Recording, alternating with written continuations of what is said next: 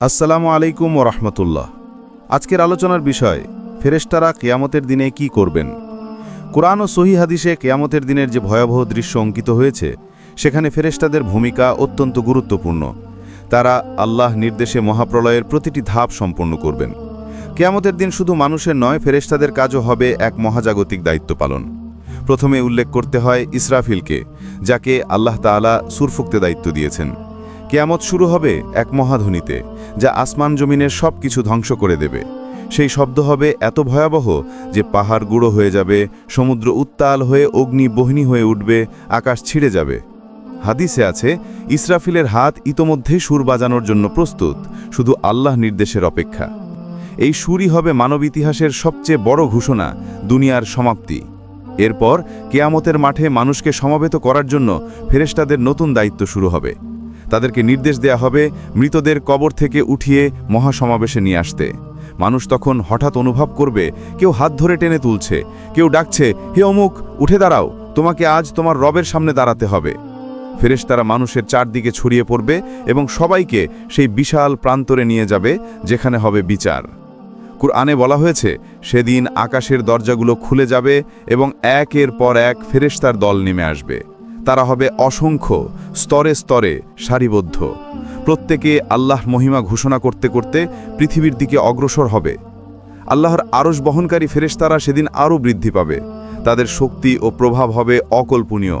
তারা আল্লাহর দরবারের সামনে দাঁড়িয়ে ঘোষণা করবে, আজ ন্যায় বিচারের দিন, আজ কারোর প্রতি কোনো জুলুম হবে না। ফেরেশতারা সেদিন শুধু শৃঙ্খলা রক্ষা নয়, মানুষকে তাদের সামনে পৌঁছে দেওয়ার কাজও করবে। তারা প্রত্যেক মানুষের আমলনামা নিয়ে দাঁড়াবে, কারো ডান হাতে দেবে, কারো বাম হাতে, আর কারো পেছন দিক দিয়ে। যখন পাপীরা বাম হাতে বা পেছন দিক দিয়ে আমলনামা পাবে, তখন তারা আর্তনাদ করবে। ফেরেশতারা তখন কঠোরভাবে বলবে, এটাই তোমার দুনিয়ার কর্মের ফল। সেদিন ফেরেশতারা জাহান্নামের আগুনকে নিয়ে আসবে, যা দেখলে সব নবী, সব ফেরেশতা, সব মানুষ পর্যন্ত আতঙ্কে ভয়ে নুয়ে পড়বে। জাহান্নামকে বসে রাখতে ৭০,০০০ লাগাম থাকবে। প্রতিটি লাগাম টেনে ধরবে ৭০,০০০ ফেরেশতা। কল্পনা করাও কঠিন আগুনটি কেমন হবে আর কত শক্তিশালী হবে সেই ফেরেশতারা যারা এটিকে নিয়ন্ত্রণ করবে। জাহান্নামে নিক্ষেপের সময় ফেরেশতারা হবে অত্যন্ত কঠোর।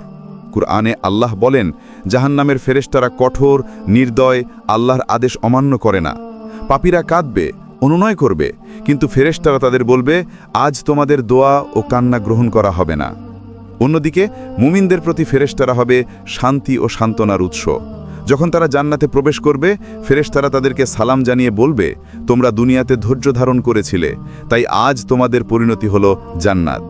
এই সালাম হবে এমন শান্তির কথা যা শুনলে মুমিনের সকল দুঃখ মুছে যাবে।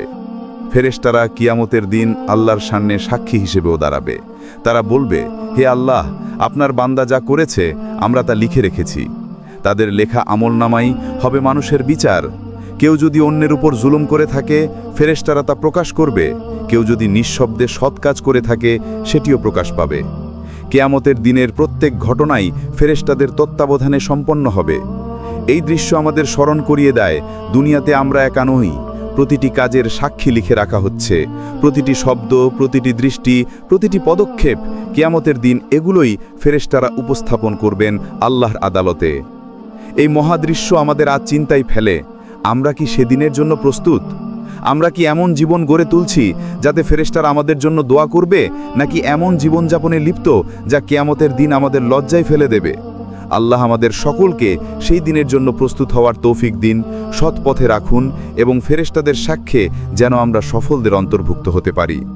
যদি আপনি কিয়ামত, আখিরাত ও ইসলামিক বিষয়ে আরও গভীর আলোচনামূলক ভিডিও পেতে চান, তবে ফাইনাল আওয়ার কল চ্যানেলটি সাবস্ক্রাইব করতে ভুলবেন না।